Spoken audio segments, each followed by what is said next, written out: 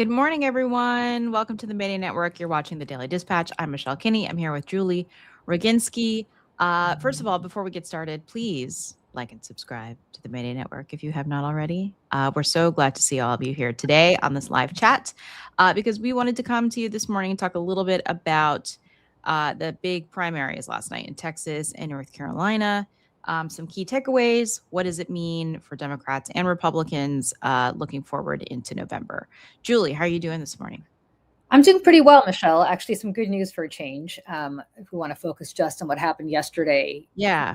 There is a big caveat there. There's a big but called Dallas County, which we'll get to in a minute. Yeah. But before we get to Dallas County, and despite Dallas County, I just want to be very clear that all signs point to, if we have free and fair elections, underscore that part, this is going to be a massive, massive, massive blue wave.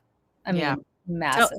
So you say that. So what do you mean? I want to give you some stats. Yeah, it's a turnout thing. I also want to caution about polling that you're seeing, but I want to talk about turnout first, right? In North Carolina, which did not have a contested Senate primary on the other side of the aisle, about 200,000 more people cast ballots in the Democratic primary than the Republican primary.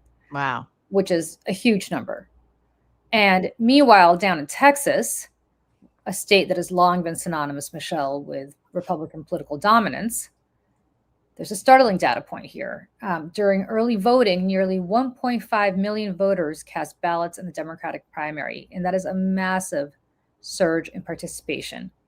And what is interesting about that is that roughly 400,000 of those voters had never previously voted in a Democratic primary. Really? So what does that mean?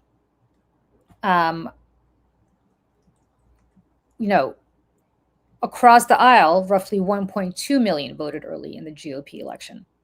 Okay. Right? So that's unprecedented. Typically, Republicans outvote Democrats tremendously in Texas. Now, early voting, more Republicans voted, but still, Democrats were competitive in ways they have not been in decades. Right. And what I want to talk about here is that pollsters and campaigns typically build their models around likely voters, right? We model who those voters are.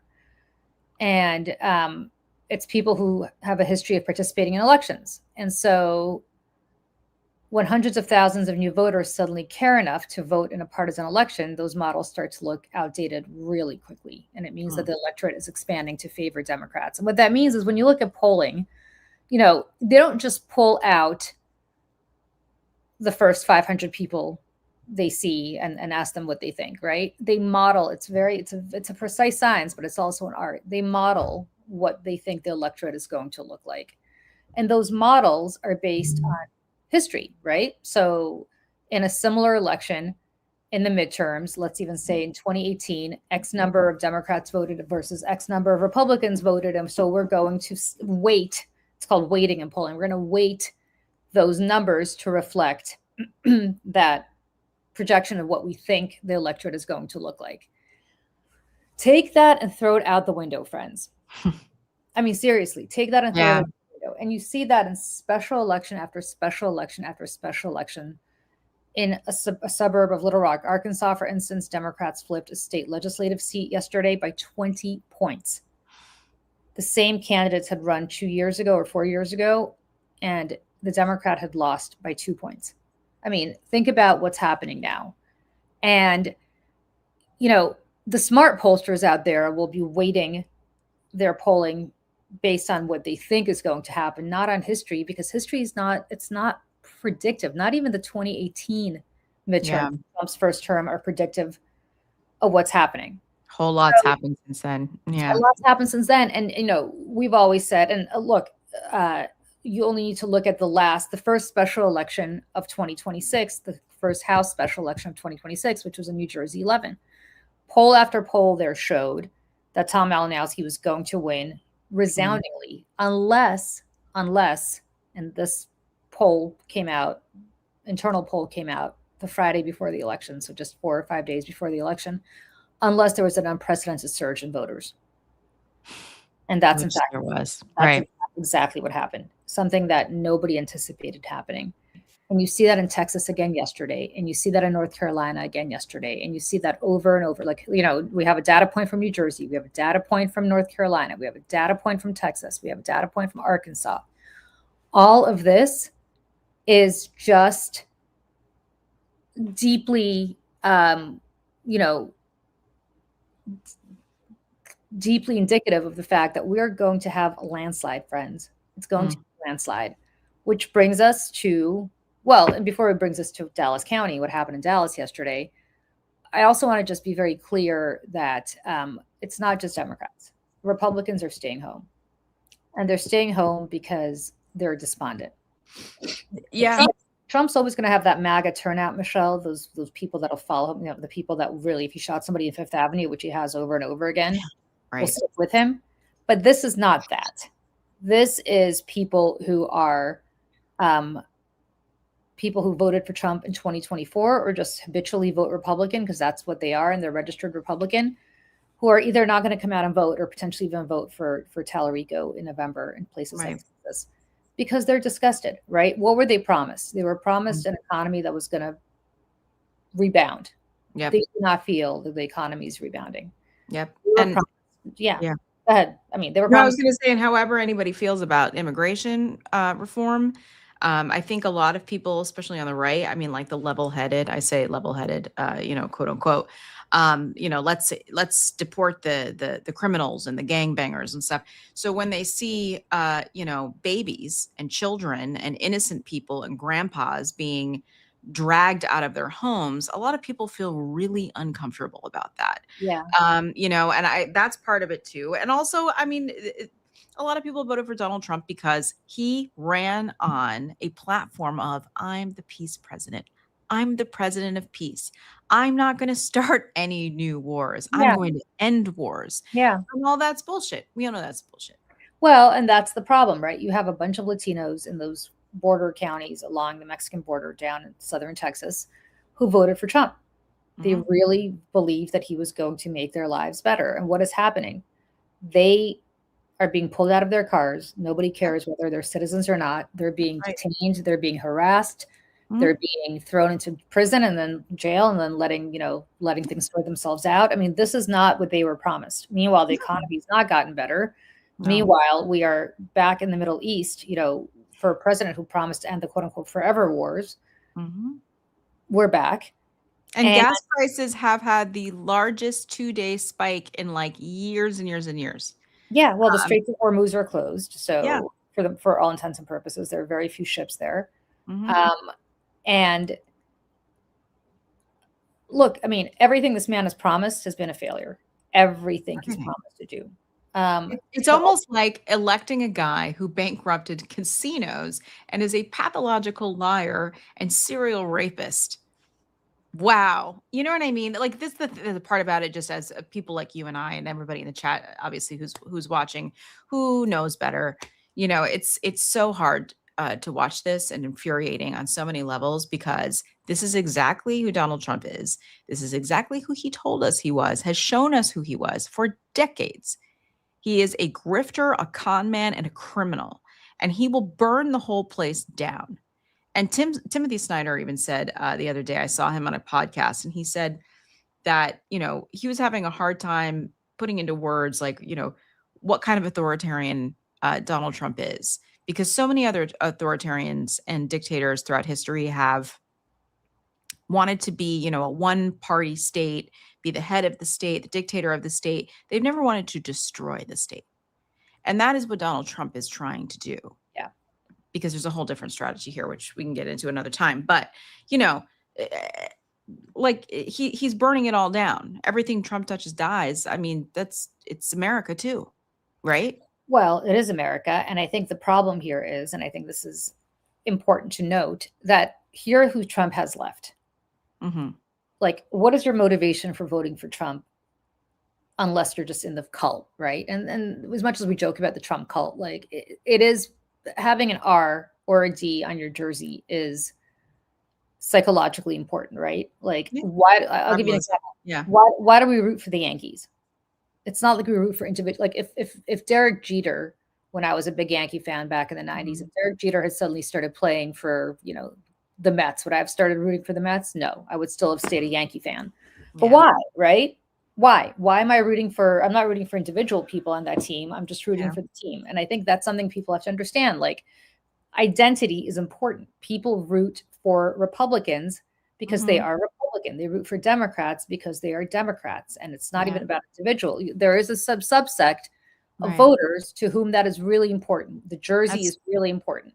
It's like when my husband continues after 30 years to root for the Jets because he is a But that's what masochist. it is, right? But Like, you know what I mean? Like it's not because he likes any of the players. He's a Jets fan, and he's same with he's a my husband. Same with my husband and the Giants, right? Like, why do we every Sunday have to put on our Giants jerseys and root for the Giants? Like, Eli Manning hasn't played there for a really long time, but yet he still roots for the Giants, right? Same thing. So same thing here. So I think you can't underscore enough how much identity is really important here.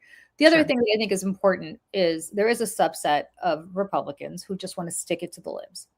And to the extent that all of us are upset about what's happening with Trump, they're happy. Even if it's screwing them too, sticking to them too, it doesn't matter because as long as we voted for, we love this. as long as like sticking it to us, right? So again, I just want to be very clear that that is pretty critical.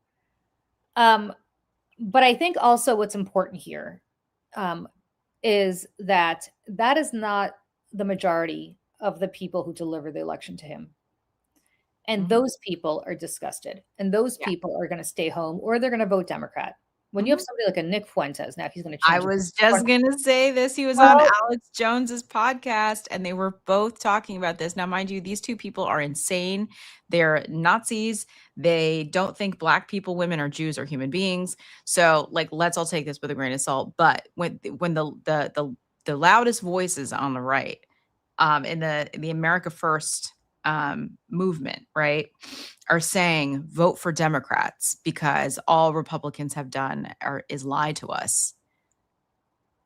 I mean, this is a problem for them.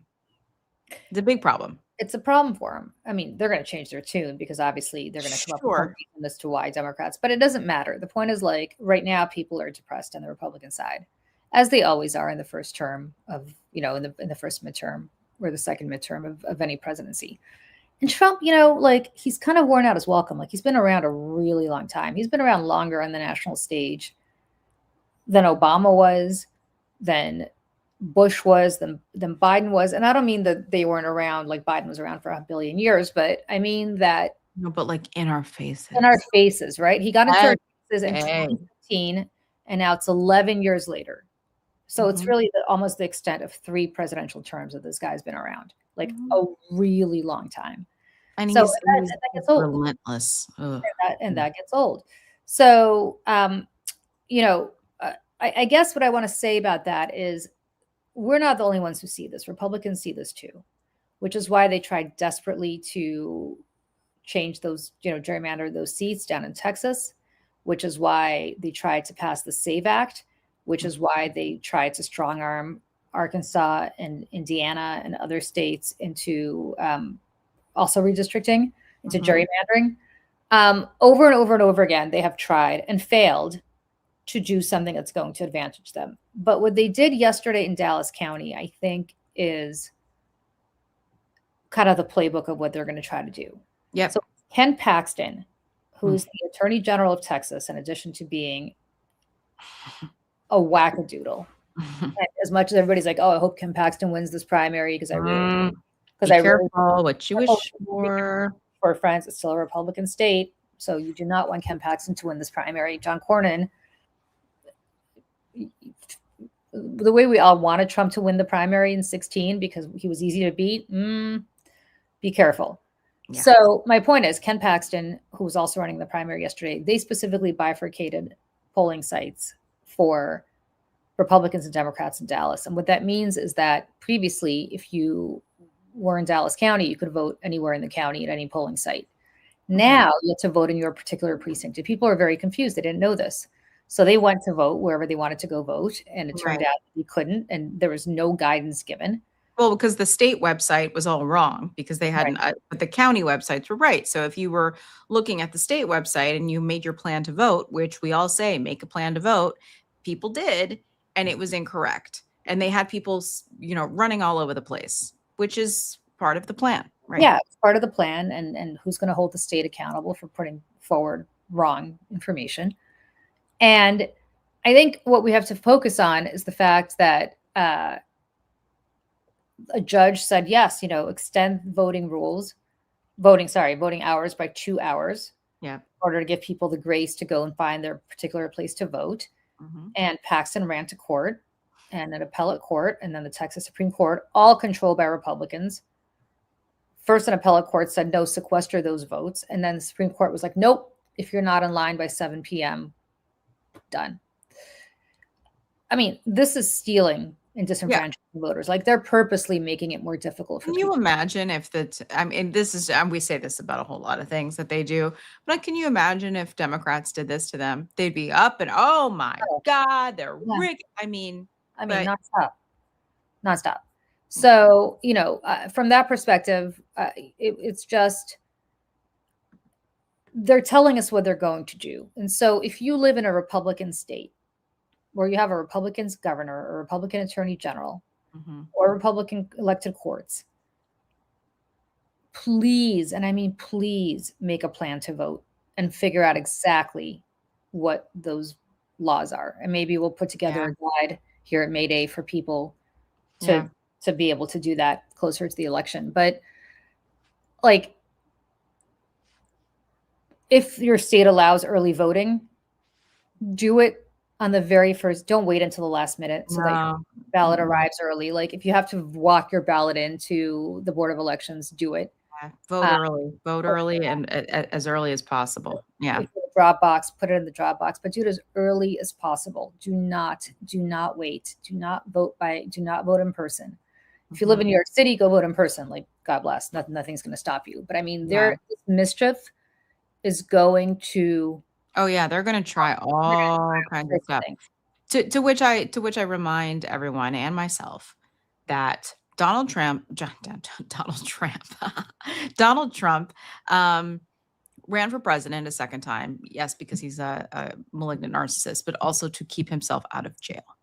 So imagine a man who's in office. He has the Epstein files and the proof and stories of him raping children and palling around with a serial sex trafficking, pedophile. The noose is tightening and it's breathing down his neck. Then you have all of the laws that he has broken. Now, yes, he's been given presidential immunity or for whatever reason from the Supreme Court, but, that doesn't absolve him from all the horrible things that he's done. He will have to face the music, I guess, in some way, shape, or form. But the Republican regime, as we know it now with Mike Johnson and John Thune, and all of that will be over. All of the protection for Donald Trump will be over. He is going to do everything in his power to stop that from happening. Not just him, but the Heritage Foundation, like everybody who is in on it is going to do everything possible to make sure the Democrats do not win. And no one should have any lack of imagination of what that will entail. Donald Trump will kill people. He will send people to war. He will do all kinds of crazy shit that you cannot even imagine on your worst day as a human being ever even thinking about. He does it without a thought in the world. So we have to prepare ourselves for every scenario possible. Yeah. And they're going to try everything possible because he understands full well that if he gets elected, that if Democrats get elected, not only does his agenda, which I don't think he really cares about, screech to a halt. I mean, he's going to try to do executive orders, and the Supreme Court might allow it, but he will be investigated. He will be deposed now that they've opened up that Pandora's box. Yep. And he's going to fight it. I mean, he's not going to be like the Clintons. He knows he's going to just ignore a subpoena because his own Justice Department isn't going to put him in jail for it. The next one might. If he lives that long. If he lives that long. He seems to be very cockroachy, so who knows? So, he's got serious problems. He's got serious problems if Democrats win, and he knows it. Yep. And he knows it. Yep. And so what I would say is if you live in any of these states that don't allow you to vote easily, figure out your plan and do it now. They have told us what they're going to do. For all now, every accusation's a projection. They've accused us of stealing elections. We do not steal elections, but my friends, they're trying to steal this one. Yep. And we have to keep saying it, honestly. And as like, you know, it feels silly to say because they said, just like what you said, they said it for so long that it feels like, oh God, now we're the ones saying it. Yeah, well, now we're the ones saying it because it's true. This is what they do. It's the same with QAnon and Pizzagate and all this other shit. Like they created a psyop to, throw everybody's scent off of the child sex trafficking ring to the Democrats because they thought that there might be a chance that like people were going to get wind of that. So what did Steve Bannon and Jeffrey Epstein do is create a diversion of truth, which ended up to be true at the end of the day. So like this is what they do. They just say it to the point that it feels silly. So that by the time that anyone, considers that actually might be fact, it seems implausible, but it is. They're doing it. They're doing it. And they're bringing it up again. I mean, you saw Lauren Boebert in the Hillary testimony bring up Pizzagate. Like, God. What? You're talking about Jeffrey Epstein and you're bringing up Pizzagate? I can't listen. Because every accusation is an admission. Always. Every single one. Yeah. Single one. Always. Every single time. And to our friends watching from around the world, again, we have to apologize. We just started a war that none of us here want. No. Apparently, we're now down in Ecuador, starting some other shit down there. We are starving the Cuban people, literally starving them right now by putting a blockade on oil and other. I mean, like, what is happening? Again, he said this out. Like, he and Marco Rubio both came out and have been saying this in the last several weeks that we're going to go in and we're going to take over Cuba. And like Julie and I were on the phone last night, just briefly, just texting about Ecuador, like you just said, and maybe we can talk about that later today. But like we're military strikes in Ecuador. Like nobody's talking about this because we're in a whole nother war. Plus, we've got all this other shit going on, and they know this. They're just, and like they're getting away with it. So why would they stop? They're just going to keep doing it, and and I say all that because this just seems to be again. Somebody somewhere decided that Republicans punch up and Democrats punch down. And I was thinking about that this morning about Ken Paxton being in the runoff with John Cornyn. And I was looking at this timeline of 20 years of scandals and headlines with Ken Paxton. 20 years from 2008, failing to disclose investment. He stole some other lawyer's $1,000 pen, securities fraud charges, FBI investigation of bribery and abuse of office accusations, sued for firing whistleblowers, contested the 2020 election results. There was an impeachment trial, divorce and infidelity, mortgage fraud investigation, suing and investigating Texas organizations. I mean, the list goes on. These are and like MAGA's like, nah, cool. We're cool with this. I mean, this is paramount to the MAGA brand is like, we do bad stuff. Who cares? And this is what and this is what the administration is continuing to do day in and day out. But Julie, another thing I wanted to ask you now, I know it's been controversial. There's been a lot of strong opinions and feelings about the Democratic primary in Texas between James Tallarico and Jasmine Crockett, and what happened in Dallas County with her, where her voters really, were coming out for her. I guess we won't know exactly, the damage that was done there for maybe another couple days. But what are your initial thoughts about the results and how this all went? And, James Tallarico in November, how do you think he does against both of those candidates? Well, let me just say this. She's a class act.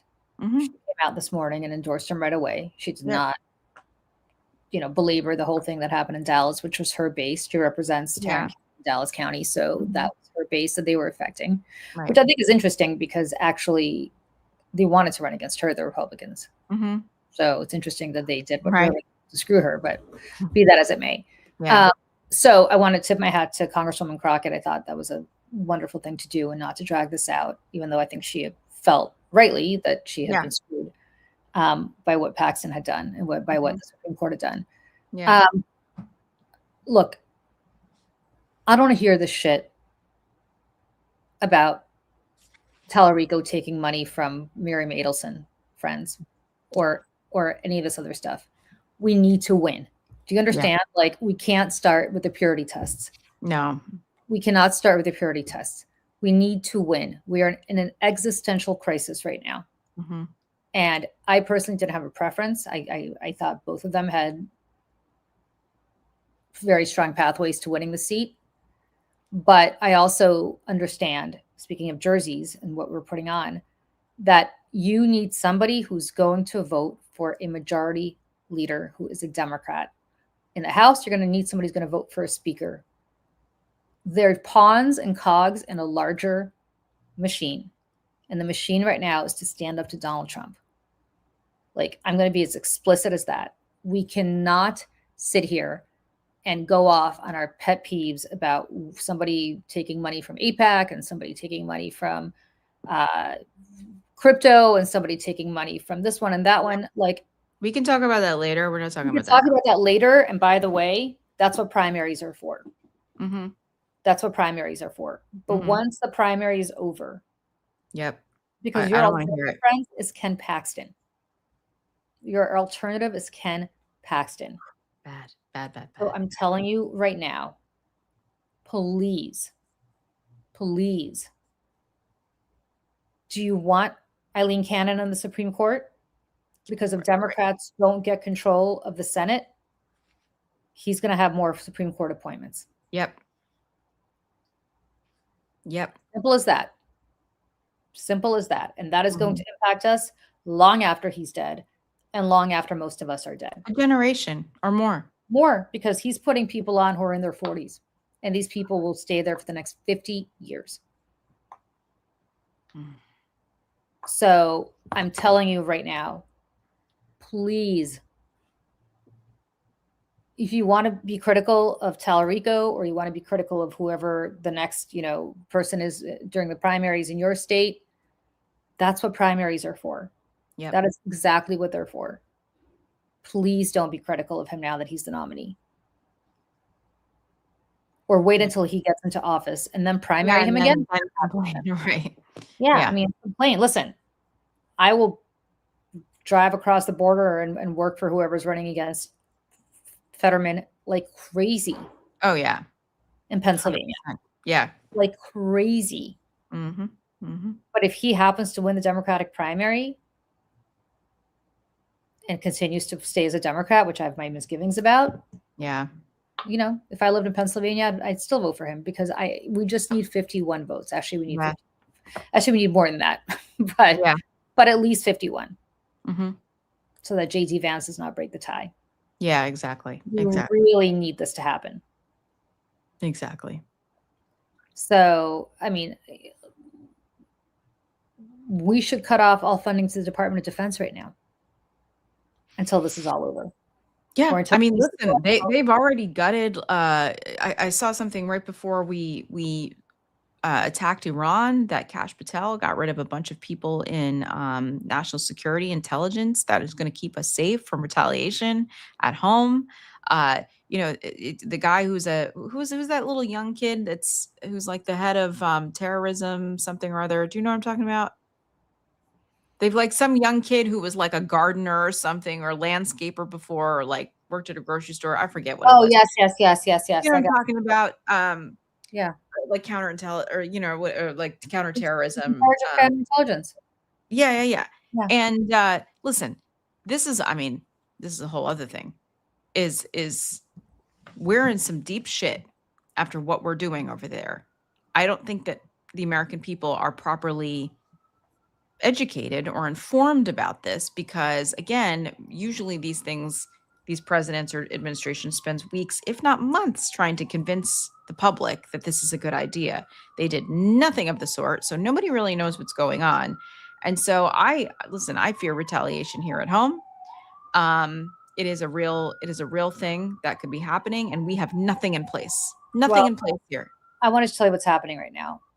Over the last year, the administration has overseen the firing and sidelining of experienced FBI personnel, including people with counter-espionage backgrounds tied to politically sensitive investigations. They purged many people who were high-ranking agents in charge of field offices.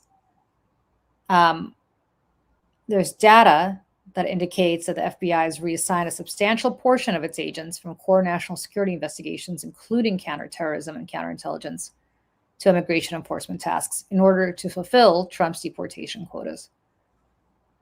He's also announced plans. They announced plans last summer, which they've effectuated, to gut the CIA by 1,200 personnel and cut thousands more from other intelligence agencies. And that's on top of all the purges that they did during Doge, during Elon Musk. So, to be very clear, we are sitting ducks, my friends, in this country. And it's not like the Iranians didn't plan for this contingency. It's not like we in Israel did not saber rattle for years about this. Iran's been planning for this and preparing for this for years and years and years. You don't think they have agents in all of our countries right now? And we're just like, la, la, la, la, la, la, la. Like it's. And I'm going to tell you what's going to happen, Michelle. If a terrorist attack happens. I know exactly. They're going to bitch and complain that it's because we cut funding off to Kristi Noem and to the Department of Homeland Security. And so before that happens, I want people to understand that that's complete and utter bullshit. This is where I wish listen, I know there's only so many hours in the day, but like Democrats, opposition, people with millions of dollars, whomever, there should be a campaign now getting ahead of this, saying we are in danger and it's these people's fault. Look at all the cuts. Look what they're doing, because they don't care if you're safe or not. They don't care. Yeah. And as Julie and I sit here in the middle of Manhattan, I'm just like, meh. Yeah. I mean, listen, those of us who lived through 9/11 remember this. Yeah. Remember this. And it may not come today, may not come tomorrow, but there will be a price to be paid for this. There will come a time. And the question is why? Why? And that is why it is even more important that we take back the Senate and that we take back the House, because specifically the Senate, because of all of these appointments. If there are any replacements or appointments or impeachment possibilities for any of these people who are holding these positions, it's going to be the majority in the Senate that can carry it out. Yeah, or block everybody. And don't forget that if something like this happens, he will invoke war powers that are going to allow him to do things that constitutionally he should not be able to do immediately. Yeah. Yep. The Iraq War began just about a little over 20 years ago. It's not a long time. And yet we are back again. Yeah. So I don't, this show is not about that. This is about what's happening in Texas now and North Carolina. But it's related, right? I mean, because that is going to be a line of defense for us and the country and our safety and our democracy. And because checks and balances, what's that anymore? So this is our ability to be able to take a majority is going to, hopefully, reinstate the checks and balances in this country. Yeah. And meanwhile, Russia is diverting oil to India to offset the supply disruptions in the Strait of Hormuz. So Russia is taking full advantage. This is a big favor to Vladimir Putin, who is, runs a petro state. And, all of this is interconnected. But once again, he is doing a favor for Vladimir Putin. And everybody is going to say, well, no, Iran was an ally of Russia, and they supplied them with drones and so on and so forth. The only way that Putin is able to fund this war is by selling oil. And he's about to sell a shitload of it at a really high premium. Of course. because we have a supply problem. So, And if anybody thinks that we're doing this because Donald Trump or this country or the people in charge of this country give a shit about the people who have been oppressed and murdered and tortured in Iran, many things can be true, folks. The Ayatollah can be bad. The things that are happening to these people have been happening to these people are horrendous. So should the Ayatollah being gone? Good thing. But this is also an illegal war that should not be happening, at least the way that it is now. So several things can be true at once. And this is why we need adults at the table in the House and in the Senate in order to do something about it. Yeah. So on that note, yeah. Oh, there's just one thing I want to say before we go. And it really has nothing to do with any of this. But I just do want to say my mom and dad, watch every single one of these that we do, any live, anything that we do, except for today, because my mom is having surgery today. And I just want to wish my mom the best. Both my parents have been dealing with cancer the last couple of years, and it has been rough times.